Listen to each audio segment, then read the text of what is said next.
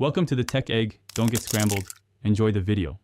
You start by making sure your phone is awake and unlocked so you can act immediately.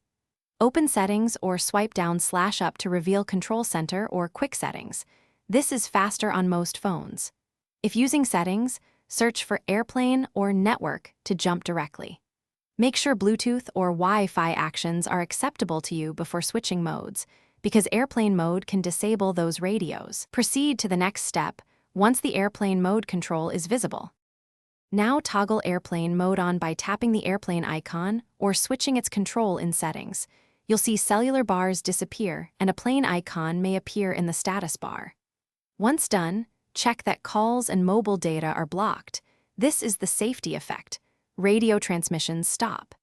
If you need Wi-Fi or Bluetooth while in airplane mode, re-enable them individually after the toggle. Make sure to verify connections in Wi-Fi or Bluetooth menus so they function. To finish, confirm the plane icon appears and signal bars are gone. This shows modes are active and you're compliant with flight rules. If you enabled Wi-Fi or Bluetooth afterward, test a quick connection to ensure they work as expected. If airplane mode won't toggle or your phone still shows service, restart the device and try again.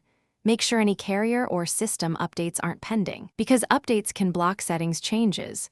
Contact support only if the restart and toggle cycle fail. Thanks for watching. Consider subscribing if I helped unscramble your problems.